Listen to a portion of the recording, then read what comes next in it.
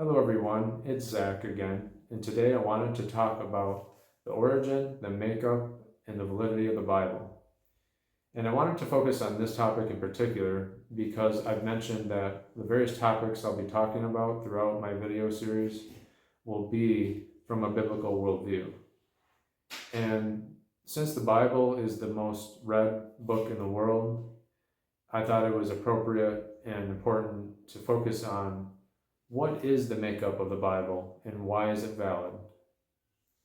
I wanted to preface what I'm going to talk about by saying that all the information I will be sharing is a collection from sources such as study Bibles, college textbooks, and reliable internet sources.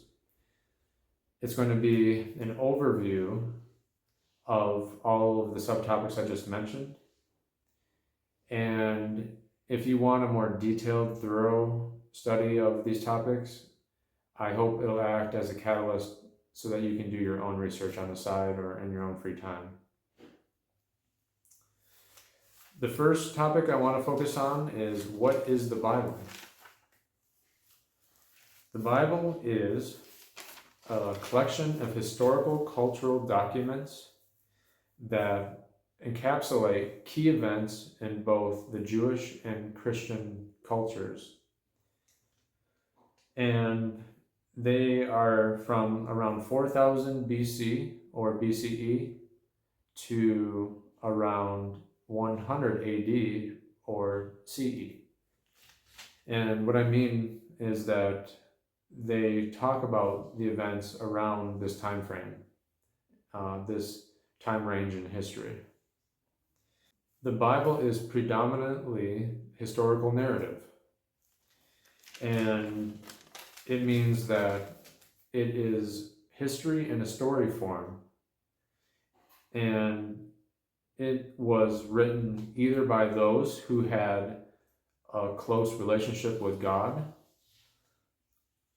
and these people would be Moses, the apostles, or it was written by those who had a first-hand experience or encounter with him, such as Paul. And others were those who were close to those who had a close relationship or encounter with God. And examples would be Mark, Luke, etc. And all of these were written near the occurrence of the time that they happened, which also gives validity to their makeup or their writing. In other words, they were written by those who either directly or indirectly experienced God's presence and work through first-hand experience near the time of their happening. And the reason why we can trust the accuracy of these texts is that they were maintained over time by Jewish scribes. So the Jewish scribes would meticulously recopy the original manuscripts and other copies of the original manuscripts. And they were copied in the exact way that they're originally written. And then from what we have today, we can trust the modern day translations because Bible scholars translated them from the best copies of the original manuscripts. They took the best copies from the original languages, which were Hebrew, Greek, and Aramaic, and they translated them to our native fluent languages that we all can read and write. Digging deeper, the Bible is ultimately God's work in his teachings in an indirect sense. And they are a collection of his messages to us because its authors were inspired by the thoughts, the comments, and the actions that God had toward these people, these authors. So because they were inspired, these authors inspired by these thoughts, speeches, and actions toward them, these sources of information are ultimately God's inspired content because He is the author of them. He is the authority that inspired them. In other words, God is ultimately the origin of the Bible, since all that was inspired because of His thoughts, speech, and action. In considering the validity of the Bible, the main question that I've heard proposed before is, how do we know that the Bible is true and trustworthy? And what I've come to believe is that the truth of the basic principles and propositions of the Bible speak for themselves.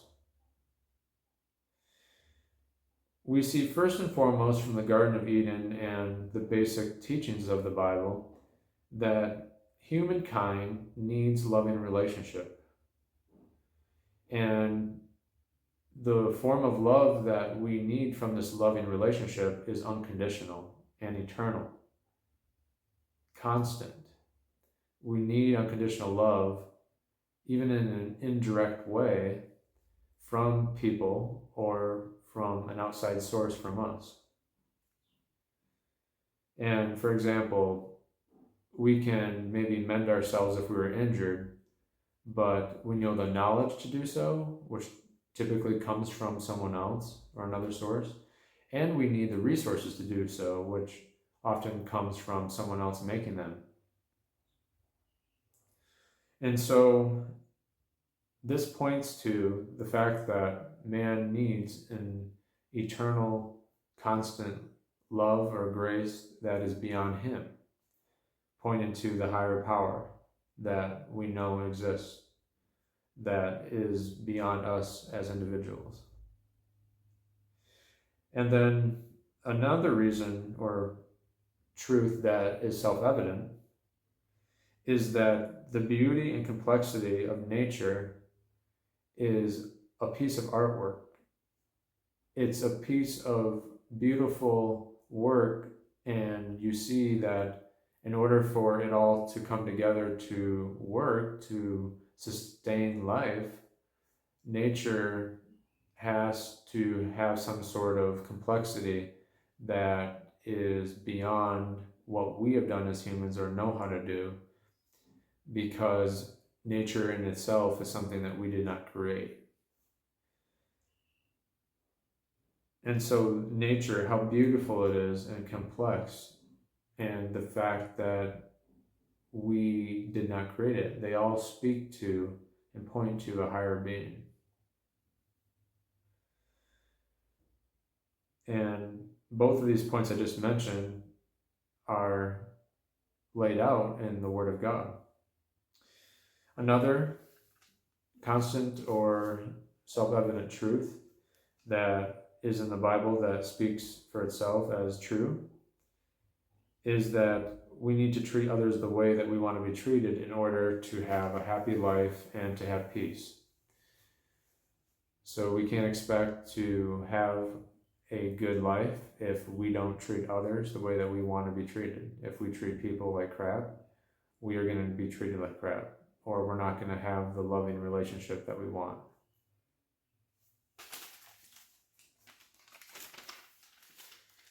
So another truth or proposition that I'm going to give as to why the Bible is valid is that it has been historically and culturally evident or validated over time. And for example, we have both Roman and Jewish historical figures that in their own writings have confirmed the existence of Jesus of Nazareth. And another reason why the Bible is historically and culturally validated is because the Jews and the Christians lived and died for the Word of God. Their entire culture and well-being was established from the Bible. And they believed all that it said and they applied all that it said. And we see that they were thriving in many points of history, and that other cultures that have adopted Christianity are also thriving and very happy. They may not be rich and wealthy as far as material things, but these cultures tend to be happy and content with life and love one another and sacrifice for one another. And so the thriving of these Christian cultures and Jewish cultures have also established the validity of the Bible. Another way that the Bible has been historically and culturally validated is through its authorship, which I already established is authoritative because its authors were either those who had a personal encounter with God, or they were those who were close to those who had a personal encounter with Him. And therefore, these sources are primary source documents because its authors and associates were witnesses of all that God said and did. And another form of validation of the historical and cultural realities of the Bible is the way in which the scribes were meticulous in recopying the original copies of the Old Testament. So once the various copies of the Old Testament and the New Testament were checked against one another, it was evident over time that the overwhelming majority of the Bible is accurate. And so what the scholars did is something called textual criticism. They compared and contrasted various copies, and they chose to focus on those that were the oldest, which meant closest to the original text as possible, and in the best shape, so they were readable. And so they would often compare these types of documents in particular to one another.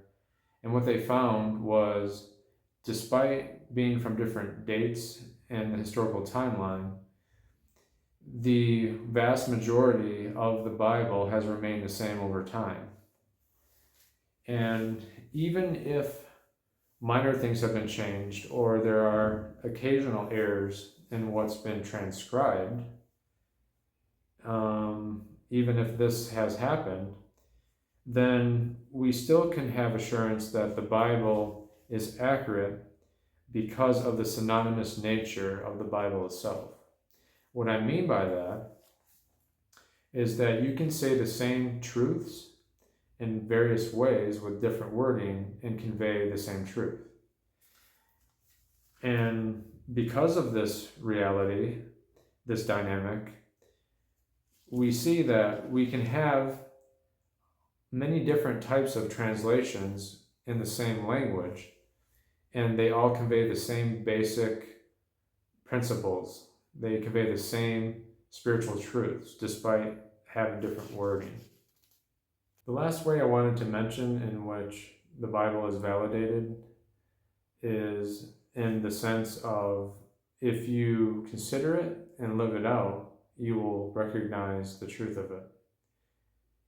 I personally have done this myself, and I know others who have, and I recommend that if you have read the Bible, to consider it, see how the pieces of the spiritual truths come together in a collective whole and how they make sense. Also, apply what you've learned. If you've read the Bible, apply it and see the truth and how it lives out in reality. Because if you spend the time to really consider and apply the Word of God, the truth of it will be evident. And the assertions it makes will be enlightening to the psyche, and you will have the confidence that it is true. Once the main spiritual truths of the Bible are learned, they can be applied, and you will learn the lessons, if you have to, in a physical way rather than a way that is learned just by meditating on them or thinking about them. And in a way, this is testing the biblical truth or truths via the scientific method. As you collect biblical principles, you apply them in life in unique ways by trial and error, and then you can discover their effectiveness. And you can tweak what you do or what you say and see what the results are. So this is also a valid way in which you can test your faith. And what I mean by faith is that what you've gotten from the Bible. You can test it out and can learn how to best apply it in reality. And then lastly, as far as subpoints and experiencing the truth by considering and applying it, the personal transformation and peace that comes from reading and thinking about and applying the word is something that you can only experience by doing it yourself. And therefore, you can only know of it by doing it yourself. And so this one in particular takes that step of faith into the unknown and experiencing God in a personal way that is transformational. And I went through this myself. Other Christians have too. I went from being someone who's discontent and unfulfilled, and in a way that was unique for me, I didn't care much for people. So you could say that I was someone that was pretty bitter in regard to people and relationships with people. And I became fulfilled and happy once I learned the basic truths from the Bible and applied them. I developed this passion for helping people. And so by reading and applying the Bible, I was literally transformed, and I experienced the truth of the Bible by doing so. And therefore, my faith in its accuracy is from this life experience.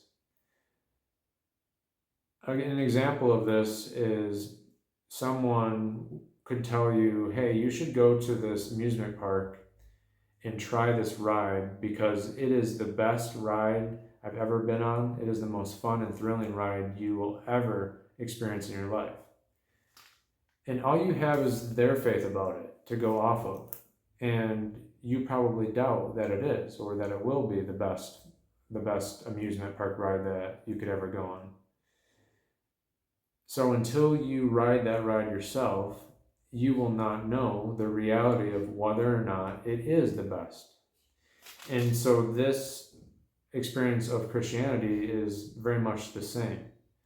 You have to take that step of faith, of uncertainty, and what I mean is when I say a step of faith, you have an awareness of the potential of Christianity being the right religion, but you don't have the conviction that it is yet. You just have the faith that it could be. And therefore, you need to step out into the unknown of trying it in order to really experience the reality of it. So I encourage anyone that hasn't done this to do so, to take the risk and considering the Bible and applying it and surrendering your life to Christ. Because in doing so and surrendering yourself to the Word of God and what Christ says, you will know the truth of the Bible, you will experience it and the fulfillment it brings, and you won't have doubt that it's true. So in conclusion, I want to summarize all that I said in this short little section here. Not only is the Bible a historical narrative of important Jewish and Christian events, but it is also a collection of messages from God for humanity. Its validity is often self-evident, and it has been historically and culturally validated. It is clear when it is applied in life circumstances that it is the truth. If you found this video to be insightful and helpful, I ask that you please share it with other people, and also subscribe if you haven't to my channel. In the future, I will be speaking more directly from the Bible and will be touching on important life aspects that the Bible speaks very clearly about, and if not clearly, it hints at pretty strongly. So please continue to follow in this journey of videos that I'm going to be posting. Thanks again, and God bless.